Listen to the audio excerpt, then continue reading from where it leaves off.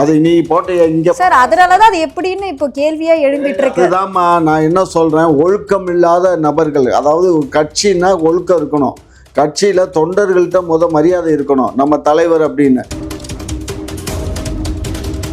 அந்த கட்சியினுடைய நிதி ஏழை எளிய மக்களுக்கு வழங்கியதை பற்றின்னு மற்றும் திராவிட முன்னேற்ற கழகம் ஏழை எளிய நிதி வழங்குதுன்னா முதல்வர் வழங்கினது தான் வரும். ஆமா, கூகுள்ல கட்சி பண்டு இல்லையா, கட்சி பண்டு அரசு பணம் இல்ல. நான் அதான் சொல்றேன், ஒரு 5 நிமிஷம் சொன்னா நிப்பாட்டிட்டு வாங்க. நான் காட்டுறேன், இருக்குன்னு சொல்றேன்ல, நான் போய் கலந்துக்கிட்டவா அப்புறம் எனக்கு தெரியாது அந்த ஃபங்க்ஷன். நான் காட்ட வேண்டியது அவசியம் இல்லை.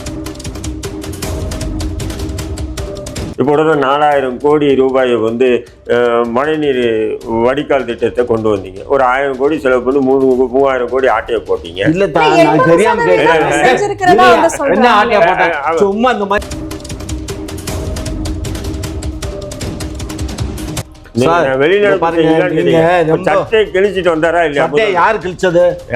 சட்டமன்றத்துக்குள்ள அன்றைக்கு இருந்த பக்கத்துல இருந்த எம்எல்ஏக்கள் புடிச்சு சட்டையை புடிச்சு இழுத்து கிழிச்சானுங்களா?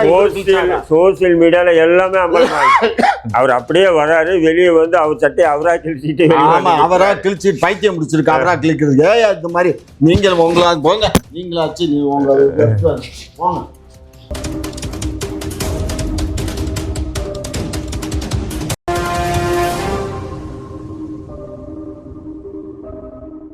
சார் இந்த விஷயம் 2026 தேர்தலில் அவருக்கு ஒரு தாக்கத்தை ஏற்படுத்தும் நீங்க நினைக்கிறீங்களா? ஆமா, அவர் இதுவரை கட்சி ஆரம்பிச்சு எந்த தேர்தலையும் சந்திக்கல.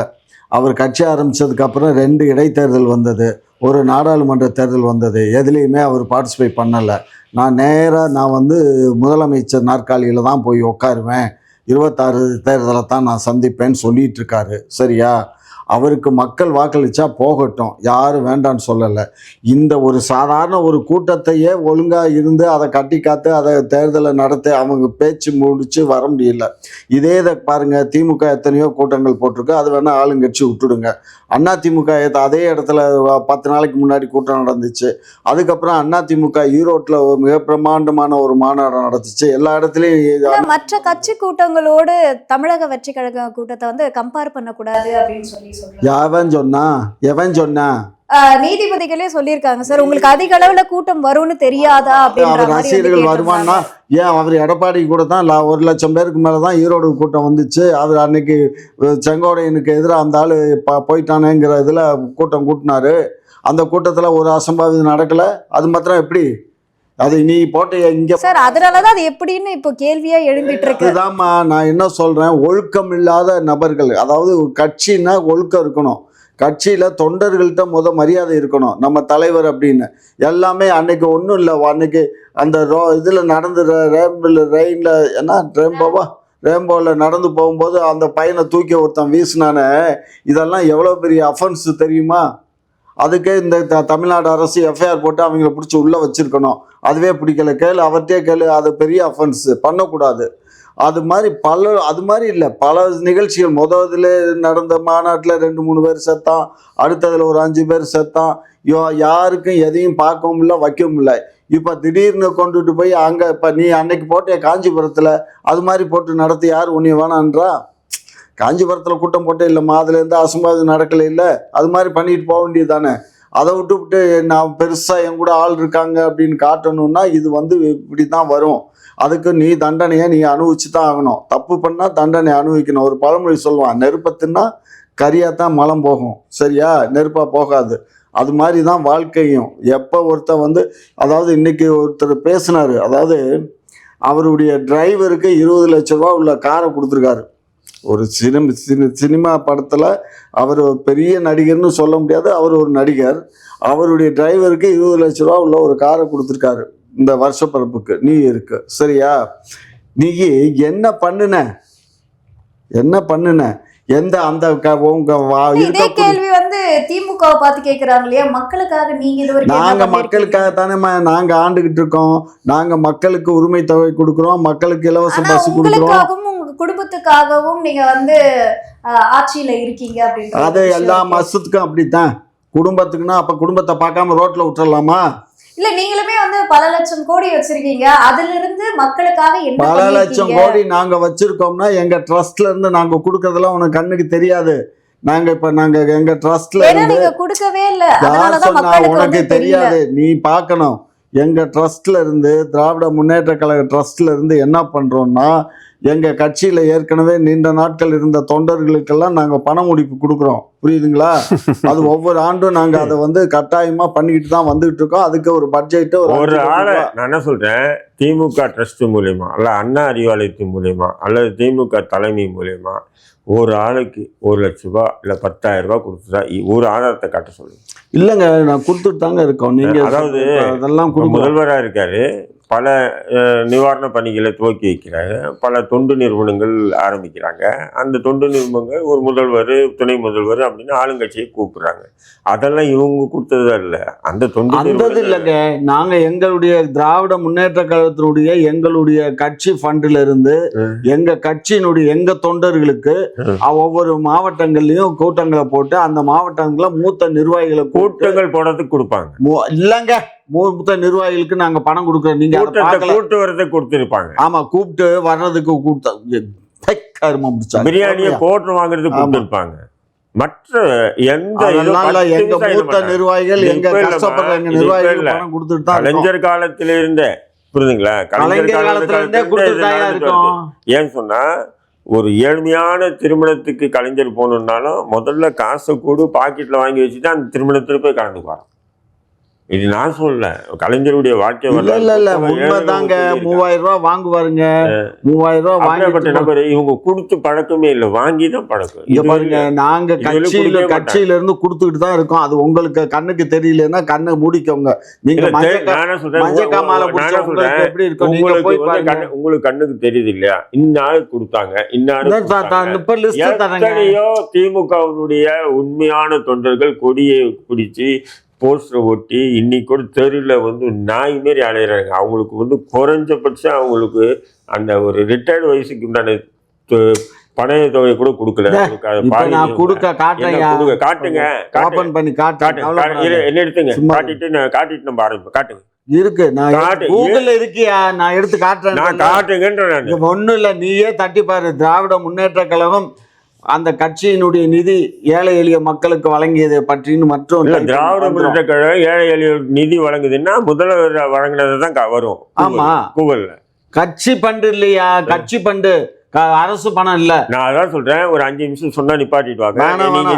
நான் காட்டுறேன், இருக்குன்னு சொல்றேன். போய் கலந்துக்கிட்டவன் அப்புறம் எனக்கு தெரியாது அந்த ஃபங்க்ஷன். நான் காட்ட வேண்டியது அவசியம் இல்லை, நாங்க தான் நடத்தி சொல்றாருன்னு சும்மா.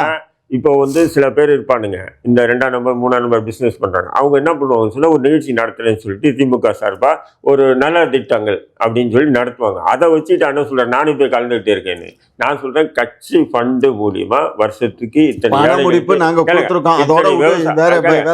விவசாயிகளுக்கு நாங்கள் நிதி வழங்குறோம், இத்தனை ஏழை மாணவர்களுக்கு நாங்கள் படிக்க வச்சிருக்கோம், இத்தனை ஏழைகளுக்கு வந்து மருத்துவ செலவை வந்து நாங்கள் கட்சி சார்பாக ஏற்றுக்கிட்டோம். இது போல ஒன்றை காட்டுங்க.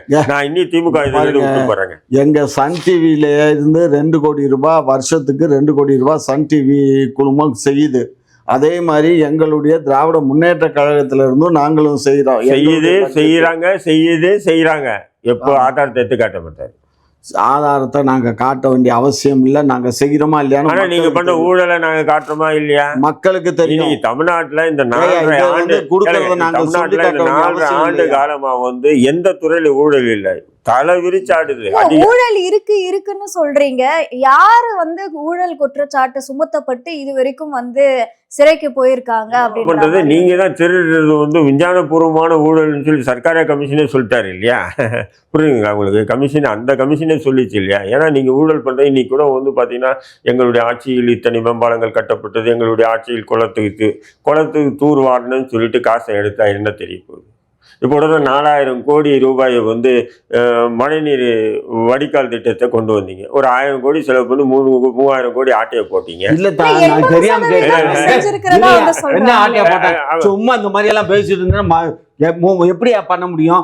அரசு பணத்தை, அரசு கஜானால பணம் வருது, டெண்டர் கொடுக்குறோம், இவ்வளவு டெண்டர் கொடுத்துருக்கோம், டெண்டர் இவ்வளவு ஒர்க் முடியுதான். அவன் இன்ஜினியர் எம்புக்கு எழுதுறான், எம்புக்கு எழுதி பில்லு போடுறான். அதுக்கப்புறம் அந்த பேமெண்ட் அவனுக்கு செக்.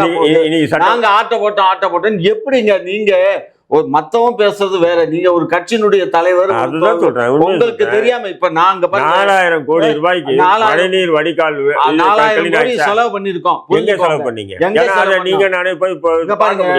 ஏன் பார்க்க முடியாது? நீங்க வாங்க, என் கூட வாங்க. நான் வந்து இந்த மழை வடிகால் வாரியத்துல என்னென்ன செலவா இருக்குங்கிறத நான் உங்க புள்ளி விவரமா அந்த டிபார்ட்மெண்ட்ல நான் எடுத்து காட்டுறேன். வாங்க, குடிநீர் வடிகால் வாரியத்துக்கு வாங்க. அங்க நம்ம குடிநீர் வடிகால்னா இந்த டோட் போர்டுக்கு இல்ல, கார்பரேஷன்ல அதுக்குன்னு தனி ஒரு டிபார்ட்மெண்ட். இன்னைக்கு சட்டமன்றத்துல அப்பா சொல்லும்போது இந்த பட்ஜெட் கொண்டு வந்தாங்க இல்ல, நாங்கள் கோயில் நிலத்தை நாங்கள் வந்து இவ்வளோ இடத்த வந்து நாங்கள் வந்து மீட்கு, அதாவது ஆக்கிரமிக்கப்பட்ட இடங்களை மீட்டு இருக்கோம். வக்போர்டு, அதாவது மசூதி இடங்களை வந்து ஆக்கிரமிக்கப்பட்ட இடங்களை, சரி மீட்கப்பட்ட இடங்கள் எங்க? அது இன்னொருத்தரும் கொல்ல விட்டானுங்க. புரியுதுங்களா உங்களுக்கு? மீட்கிறேன்னு சொல்லிட்டு ஏற்கனவே பல 100 ஆண்டுகளாக குடியிருக்காங்க இல்லையா, வாடகை கொடுத்துட்டு குடியிருக்காங்கல்ல, அந்த இடத்த இவனுங்க அபகரித்து ஏதாவது ஒரு இது பண்ணி அபகரிச்சுட்டு இவங்களுக்கு தகுந்த நபர்கள்கிட்ட ஒப்படைக்கிறது தான் இவங்களுடைய புரட்சி. ஏமா 40 வருஷம் 50 வருஷமா வாடகைக்கு வாங்கிட்டு இடம் வாடகைக்கு வாடகை கட்டி இருக்கணும். வாடகை கொடுக்குறாங்களா இல்லையா? வாடகை கொடுக்கல, இல்ல கொடுக்காததான் காலி பண்ணி இருக்கு. கொடுக்காதுல கொடுக்காது. ரெண்டாவது ரேட்டு கூட்டுறாங்க. மெயின் இடங்கள் எல்லாம் இவங்க ஆட்டையை போடுறது. அதுக்கு என்ன பண்றது? ஆக்கிரமிக்கப்பட்ட இடம் என்ன கவர்மெண்ட் ஆர்டரு, ஒரு ரிவிஷன் ஆர்டர் ஒன்று வாங்கிடுறது. போலீஸு ரவுடிஸ் அவங்களுக்கு திமுகவுக்கு சொல்ல வேண்டாமா, கூடவே இருப்பாங்க. இந்த பார்த்தா நீங்க இந்த மாதிரி எல்லாம் பேசாதீங்க தா. நீங்க எல்லாம் தெரிஞ்சவரு, நீங்க இந்த மாதிரி எல்லாம் பேசாதீங்க. எல்லாம் தெரிஞ்சதுனால நான் எல்லாம் தெரிஞ்சதுனால ரவுடியை வச்சுதான் காலி பண்றாங்களா?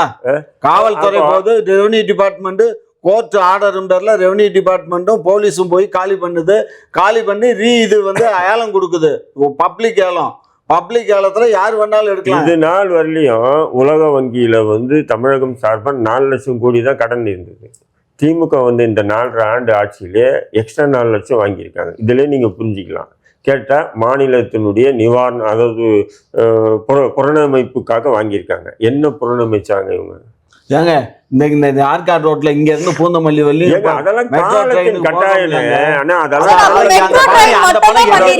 மோடி ஆட்சியில பாருங்க. ஆனா எங்க இருந்து வருது? இதெல்லாம் காலத்தின் கட்டாயம். ஆமா சார், எந்த பணம்? எல்லாம் இந்த பணம் தான். 17ஆம் நூற்றாண்டுல எப்படி இருந்ததோ அப்படியே இருந்தாதான் மாற்றம். அப்படி இல்லை, அதெல்லாம் காலத்தின் கட்டாயம். வீட்டு வரி உயர்த்தி வாங்குறீங்க, வீட்டு வரி உயர்த்திட்டீங்க, கரண்ட் பில்ல உயர்த்திட்டீங்க, எல்லாத்தையும் உயர்த்தி வட்டி வாங்குறீங்களா வரி பணத்தை. அந்த வரி பணத்தை நான் கட்டணும்னு சொன்னா பெருமைப்படலாம். 4000 கோடி இன்னொருத்தங்கிட்ட ஆட்டையை கடனை வாங்கிட்டு நான் இதை பண்ண பாரு அதை பண்ண பாரு சட்டமன்றத்துல பீலா விட்டீங்கன்னா என்ன ஆகுது? பீலா விடுறோமா நிஜத்தை பேசுறோமாங்கிறத ஆர்கி பண்ணும்போது தெரியும். ட்ரெயின் வந்து கொண்டு வரோம் அப்படின்னு சொல்றீங்க. அதுல வந்து இன்ஜினியரிங் வந்து அப்பாயின்ட்மெண்ட் பண்றது கூட நீங்க எப்படி சொல்றது, கான்ட்ராக்ட் பேஸ்ல தான் நீங்க வந்து எடுத்து கொடுத்திருக்கீங்க. இன்னைக்கு வந்து அதுக்கு வேலைக்கு ஆள்கள்லாம் வந்து கான்ட்ராக்டர் தான் கொடுக்கணும். அவங்களுக்கு பர்மனண்டா கொடுக்கணும் அப்படின்ற ஒரு விஷயம் தான் இருக்கு. அதை விட்டுட்டு நீங்க கான்ட்ராக்ட்ல எடுத்து அதிக சம்பளம் கொடுக்கணும்ன்றதுக்காக கான்ட்ராக்ட்ல எடுத்து குறைவான சம்பளம் 20,000 22,000 அப்படின்னு கான்ட்ராக்ட் தான் கொடுக்க முடியும். ஏன்னு கேட்டீங்கன்னா இன்னைக்கு எல்லாமே வந்து பயங்கரமான ஆகி போச்சு. புரிஞ்சுக்கோ, இவனுங்களுக்கு பெர்மனன்ட்னு போஸ்டர் கொடுத்தோம்னா நாளைக்கு எனக்கு சம்பளம் பத்தலை, டிஏ கொடுக்கல, பென்ஷன் கொடுக்கல அப்படின்ட்டு வந்து நிற்பான். இன்னைக்கு நான் வர்ற தாளாட்டம் எங்க ஆத்தா அப்புறம் நீங்க எப்படி இளைஞர்களுக்கு வேலை வாய்ப்பு வழங்குறோம் நீங்க சொல்லிரு, எப்படி இளைஞர்களுக்கு வேலை வாய்ப்பு நாங்க வழங்கிட்டு இருக்கோம்னு சொல்றீங்க? கான்ட்ராக்ட் பேஸ்ல கொடுக்குறீங்களே, அது பிரைவேட் கம்பெனி கூட கொடுக்குமே. வேலை கிடைக்குது இல்ல, நீ போனீங்கன்னா உனக்கு மாசம் 20-30 சம்பளம் கிடைக்குது இல்ல. மக்கள் விரும்புறது வந்து நிரந்தர வேலை வேணும். நிரந்தர வேலையெல்லாம் இதுல சுடுகாட்டுல போய் கேளு, அது கூட நிரந்தரம் இல்ல. உடனே ஒருத்தனை புதைப்பான், இன்னொருத்தன் வந்துட்டானா அந்த இடத்த தோண்டி இன்னொருத்தனையும் புதைப்பான். அதனாலதான் திமுகவுடைய ஆட்சியில வந்து அரசு பணியாளர்கள் எல்லாம் போராட்டம் பண்ணி எல்லா காலத்திலயும் இந்த போராட்டம் நடக்கும். நீ என்னைக்கு பிறந்தியோ அன்னைக்கு முன்னாடி இருந்தே அரசாங்க காலத்துல இருக்குது. புரிஞ்சுக்கோ, எல்லா நேரங்கள்லயும் அப்போதுல இருந்தே திமுக வந்து ஆட்சி பண்றதுனால எல்லாம் ஒரு விஷயம் நல்லா புரிஞ்சுக்கோ. மக்களுக்கு வந்து போதுங்கிற மனமே கிடையாது. பத்தலை பத்தலை பத்தலை பத்தலை வெத்தலை வெத்தலைங்கிற கதை தான் இங்க. அதனால எதையுமே பத்தலைன்னு தான் கேட்குங்களே தவிர நீங்க கொடுக்குற சம்பளம் போதும். சம்பளத்தை நீ கேட்குற, அதுக்கு தகுந்த வேலையை பாக்குறியா? நீ வேலை பார்க்கலன்னா நீங்க ஆளை மாத்தலாம். நான் வேலை பார்த்தாலும் மாத்தலாம் இயலாது. அதற்கான பணிகள்லாம் அடுத்தடுத்து வரவங்க நிறைய பேர் அதெல்லாம் பண்ண முடியாது. அதைத்தான் சொல்றேன். கவர்மெண்ட் ஜாப்னு போட்டாச்சுன்னா ஒருத்தனை வேலையை விட்டு நீக்கிறதா அவ்வளோ ஈஸி கிடையாது, புரிஞ்சுக்கோங்க. எதுக்காக சஸ்பெண்ட் பண்ணணும்னா கூட அவன் கோர்ட்டுக்கு போயிடுவான். கோர்ட்டுக்கு போனான்னா அதுக்கு அவன் ஒருத்தர் வேலையே சரியா பண்ணலன்னு சொல்லி அவனை நிர்வாகத்துல வச்சிருக்கீங்க. அப்ப நீங்க என்ன நிர்வாகம் பண்றீங்கன்ற ஒரு நிர்வாகத்துல வச்சிருந்தா அவனுக்கு நம்ம சஸ்பெண்ட் பண்ணோம்னா சம்பளம் கொடுக்கணும் அரசு. அந்த கேஸ் எத்தனை வருஷம் நடக்குதோ அவன் வேலை பார்க்காம வேற தொழிலை பண்ணிக்கிட்டு அவன் நம்ம கிட்ட சம்பளம். இது மாதிரி நிறைய பேர் இங்க இருக்காங்க, சரியா? திவன் நம்ம இந்த சாட்டை சவுக்கில் இவருடைய நண்பர், அவரை சஸ்பெண்ட் பண்ண போது சம்பளம் வாங்கிட்டே இருந்தான் மாசம் மாசம்.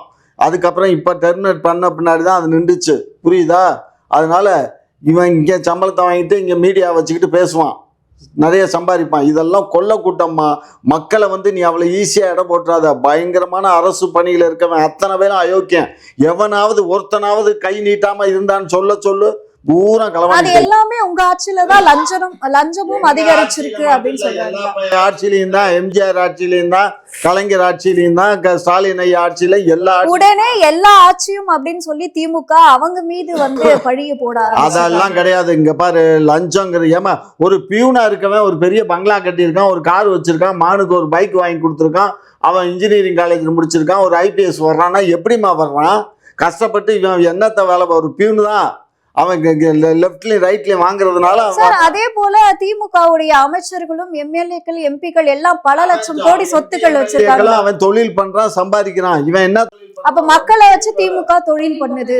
மக்களை வச்சு திமுக தொழில் பண்றாங்க. வச்சு திமுக தொழில் பண்ணுது, மக்கள் வாங்க போய் தான் பண்ணுது. இன்ஜினியரிங் காலேஜ் வச்சிருக்காங்கன்னா மக்கள் அங்க போய் படிக்கிறான். ஏன்னா அதாவது இன்ஜினியரிங் காலேஜ் அரசு இதுல அதிகமா கட்டப்படல, அதனாலதான். அரசு என்ன தப்பி கட்டுவாங்க? அரசு இங்க பாருமா, இப்ப ஆஸ்பத்திரி கட்டினார்ல, 11 ஆஸ்பத்திரி கட்டினேன்னு சொன்னார்ல, எதிர்கட்சி தலைவர் சொன்னார்ல, இந்த 11 ஆஸ்பத்திரியை கட்டினாரு, அதுக்கு டாக்டரை போட்டாரா? இப்ப உங்க ஆட்சி தானே சார் நடக்குது, நீங்க போட்டீங்களா? புடுங்க மூச்சுக்கு 300 தடவை நாங்க மத்திய அரசுடைய இதுல நாங்க 11 ஹாஸ்பிட்டல் கட்டினோம், 11 கட்டினோம்னு சொல்லி கட்டடத்தை கட்டி கமிஷன் வாங்கிட்டு போயிட்ட. மிஷினரி கொண்டு வந்து வச்சியா, இல்ல டாக்டர் அப்பாயின்மெண்ட் பண்ணியா, இல்ல ஒர்க்கிங் கண்டிஷன்ல? அன்னைக்கு ஒர்க்கிங் கண்டிஷன்ல இருந்திருந்தா கொரோனாவுக்கு கவலையப்பட்டிருக்க. அவங்க பண்ணலன்னா உங்களை சூஸ் பண்ணிருக்கோம். நாங்க பண்ணலைன்னு நீங்க ஒன்னும் சூஸ் பண்ணல, மக்கள். அவங்க நீங்க ஆட்சிக்கு 5 வருஷம் ஆகும்போது இன்னமும் அதுல மருத்துவர்கள் இல்ல, மிஷின்ஸ் இல்ல அப்படின்னா அப்ப நீங்களும் சரியா ஆட்சி பண்ணல. நாங்களும் சரியா ஆட்சி பண்ணல. இல்ல எங்கள்கிட்ட நாங்க போடக்கூடிய பெர்மனன்ட் அப்பாயின்மெண்ட் எங்களால போட முடியல. அதில் போய் நிறைய பேர் கோர்ட்டில் போட்டு இப்போ டாக்டர்ஸ் ஒரு 2700 டாக்டர் அப்பாயின்மெண்ட்டு, அதை பூரா கோர்ட்டில் போட்டு ஒருத்தன் ஸ்டே வாங்கி வச்சுக்கிட்டான். இப்போ அவங்களுக்கு அப்பாயின்மெண்ட் போட முடியாமல் இருக்குது, புரிஞ்சுக்கோ. ரெண்டாவது, இங்கே இருக்க டாக்டர்ஸும் ரொம்ப அயோக்கியத்தனம் பண்ணுறாங்க. ஒரு டாக்டரும் ஒழுங்காக வேலை பார்க்கறது இல்லை. தனியார் ஹாஸ்பிட்டலுக்கு போனா 3 லட்சம் 4 லட்சம். ஆசிரியர்களும் சரியா வேலை பார்க்கலன்னு சொல்றீங்க, மருத்துவர்களும் சரியா வேலை பார்க்கல. எங்க அரசு மருத்துவமனையில மருத்துவத்துறை சிறப்பா செயல்படுதுன்னு எப்படி மா சுப்பிரமணியன் அவர்கள் சொல்லதான் செய்வாங்க. ஏதோ நான் சொல்றது அத்திபுத்தார் போல ஒரு 10 டாக்டர் இருந்தான்னா 5 டாக்டர் அயோக்கியத்தனம் பண்றான். நீங்க குறை சொல்லிட்டே இருக்கீங்க, மற்ற மருத்துவர்களை மற்ற டாக்டர் என்ன புடுங்குறான்? நீ போ, ஒரு நாளைக்கு நான் அந்த காலத்துலயும் போனேன், இந்த காலத்துலயும் போனேன். எல்லா டாக்டரும் அவன் பூரா அங்கே உட்காந்துட்டு இந்த நர்ஸு பிள்ளைகள்கிட்ட உட்காந்துட்டு கலரில் ஓட்டு உட்காந்துருப்பானே தவிர ஒழுங்காக வேலையை பார்க்க மாட்டாங்க, புரிஞ்சதா? நான் எல்லாத்துலேயும் நானும் அரசு ஆஸ்பத்திரியில் போய் ஒரு மாதம் இதில் கொரோனாவில் போய் இருந்துட்டு வந்தேன். என்ன நடக்குதுன்னு பார்த்துட்டு தான் வந்தேன். பூரா எங்கே பார்த்தாலும் அயோக்கியத்தனம் தான். அரசு பணியாளர்களை நீங்க கொச்சைப்படுத்தி அரசு பணியாளர் கொச்சப்படுத்துறாங்க. அயோக்கிய பயில ஒழுங்கா வேலை பார்த்தா அந்த நாடு இந்நேரம் எங்கேயோ போயிருக்குமா, புரிஞ்சுக்கம்மா. நீ இன்னைக்கு செக்ரட்டேரியட்டுக்குள்ள உள்ள போய் நீ ஏதாவது ஒரு பெட்டிஷன் கொடுத்து அந்த பெட்டிஷன்ல ஒண்ணுமே நடக்கலையே என்னன்னு போய் கேளு. பெட்டிஷனை காண இன்னொரு பெட்டிஷனை கொடுங்கம்மா. திமுக அரசு கீழே பார்த்தா ஒவ்வொருத்தரும் பின்னாடி தார்கம்ப வச்சுட்டே சிஎம் போவாரா? அப்படி எல்லாம் இல்ல. நிர்வாகம்னா முன்னாடி இருந்துச்சு, கம்மியான ஜனங்கள் இருந்தாங்க, கம்மியான நிர்வாகம் இருந்துச்சு, பண்ணலாம். இன்னைக்கு அப்படி கிடையாது. பல லட்சம் மக்கள் வேலை பார்க்கறான். எல்லாம் அவனுக்கு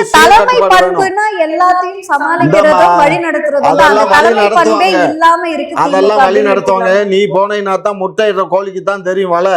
அந்த வழி உங்களுக்கெல்லாம் தெரியாது, புரிஞ்சுக்கோ.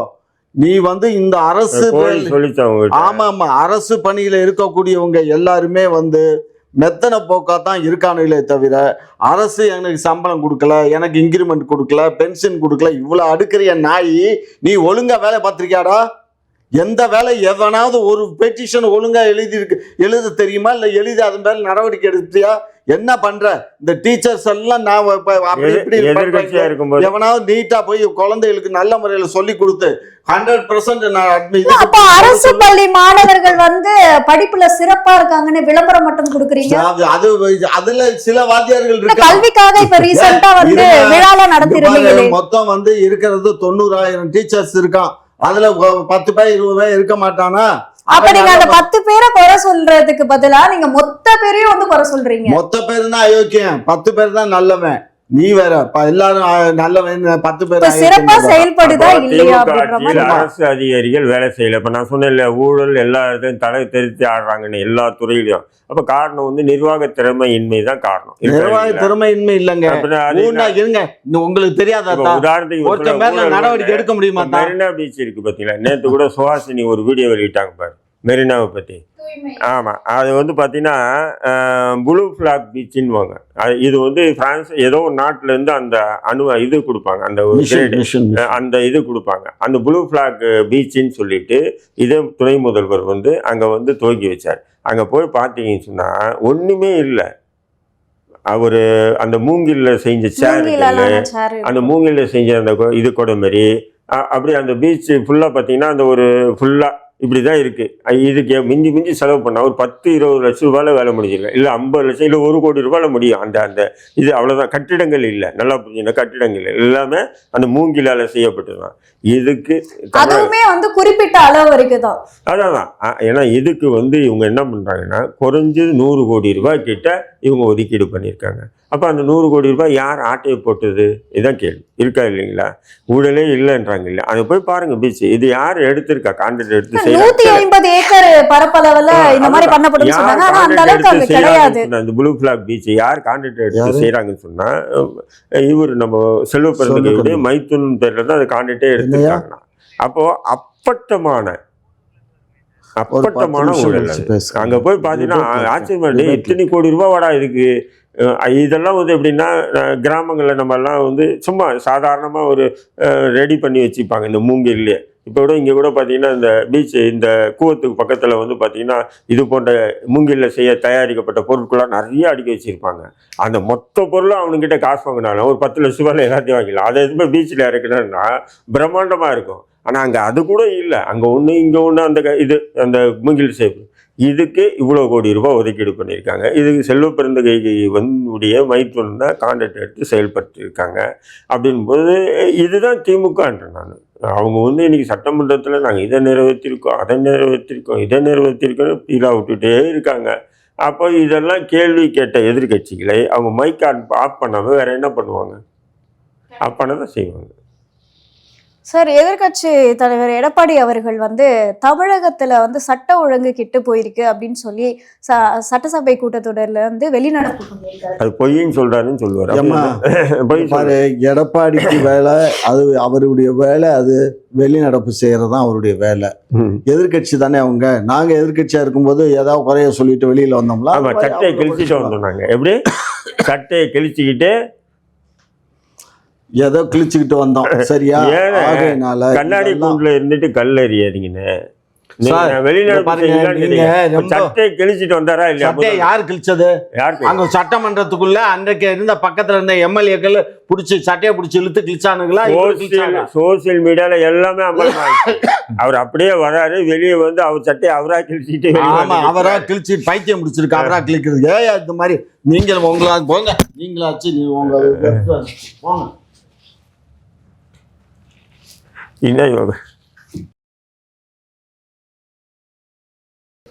உங்களோட நேரத்தை ஒதுக்கி பல்வேறு கேள்விக்கு விளக்கம் முடிச்சிருக்கீங்க, அதற்கு நன்றி. எங்க பல்வேறு கேள்வி அதுக்குள்ள ஓடிட்டாரு. குக்கு செய்தி நேயர்களுக்கு மிக்க நன்றி. கிட்டத்தட்ட 67,000 சப்ஸ்கிரைபர் தாண்டி போயிட்டு இருக்கும். இதே போல தொடர்ந்து உங்களுடைய ஆதரவை அளிக்கவும்.